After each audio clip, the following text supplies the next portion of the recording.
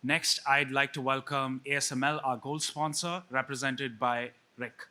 Thank you. Or Martijn, right?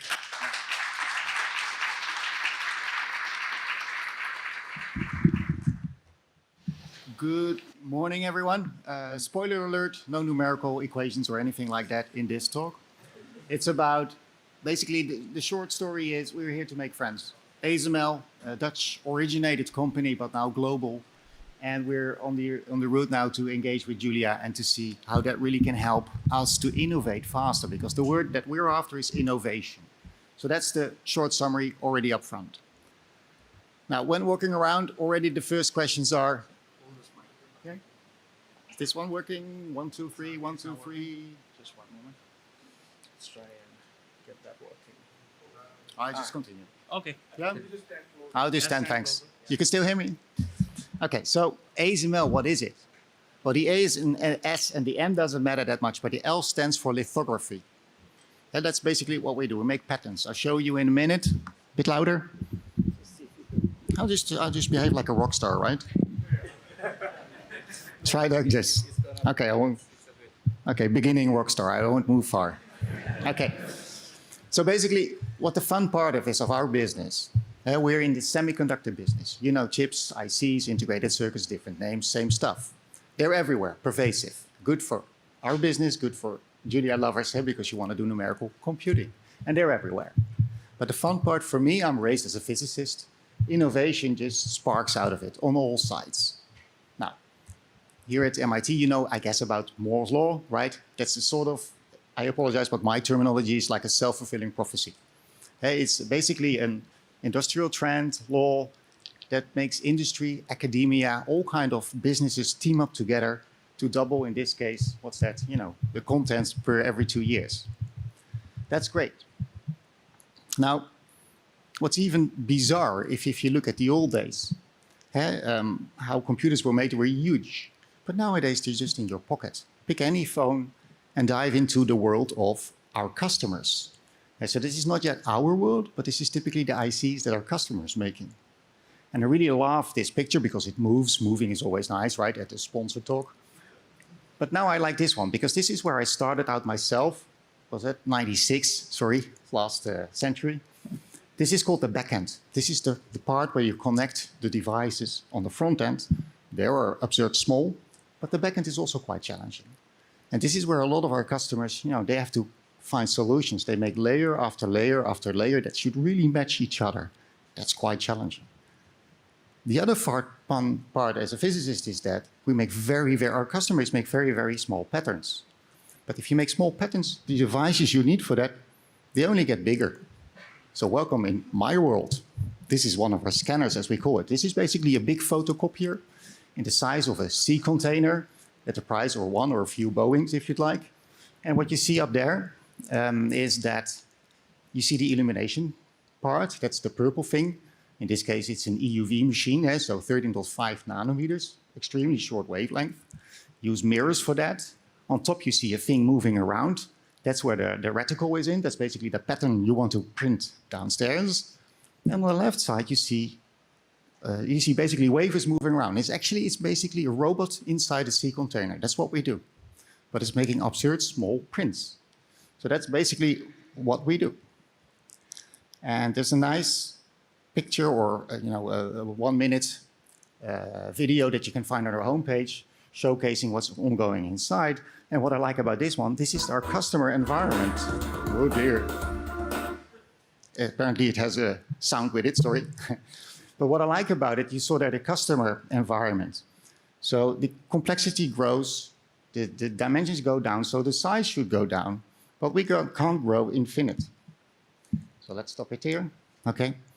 And the other part is just mixed up there, but it's high-tech innovation, but it's always human work. So a few guys there in a clean room where we assemble the machines, high-tech business, a lot of metal. That basically ASML is a little bit more born in metal. The cloud is upcoming now. Huh? That's basically the company profile. And today we're now located here. This is Veldhoven. This is where I'm from. The building that I am in is on the right corner. a few things because it's a sponsored talk, right? The good news is that all major chip makers, they use ASML technology. In that sense, we're very privileged. After hard work, we made it to this stage. And of course, we need to keep on innovating to keep it at this stage. And that's why we also see that the R&D budget is very high. But before you think that, oh, they can do everything, no, we can't, because it's a high capex, a high, basically, capital expenditure business. Okay? You need a lot of budget to do small things already. Now, this is the main quarters in Europe, but over time, yeah, we grew. So by now, we're over 60 countries, 60 cities, sorry. Many employees now grew very rapidly last few years.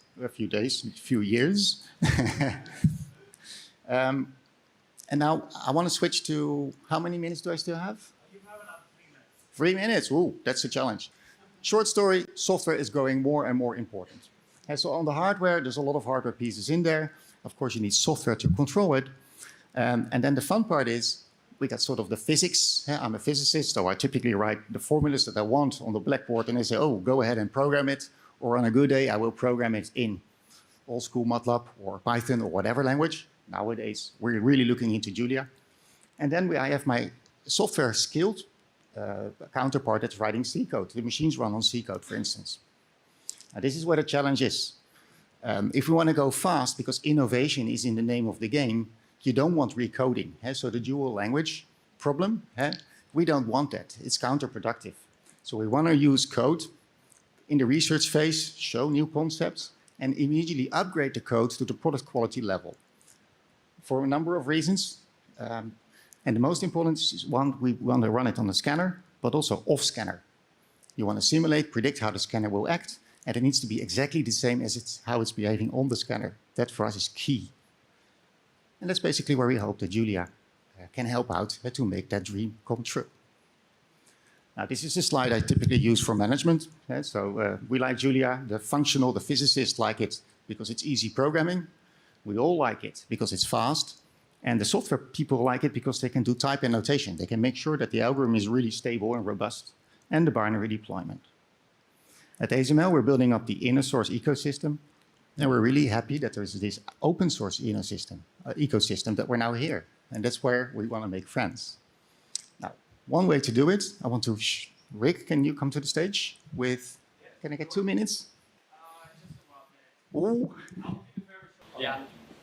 Okay, perfect. So my name is Rick. I work within the HR Talent Engagement Department. So if you want to talk about Julia and the technical aspect, please go to Martijn or Jorge. But if you want to talk about any other things, come to me.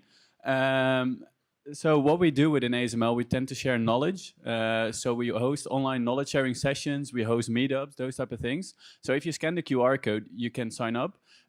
We have, of course, internal speakers, for instance, on Julia, but also on other software programming languages. And we also invite external speakers, for instance, from Microsoft, Google, Red Hat, those type of companies, just to share knowledge. And yeah, I think that's what makes every company stronger. So.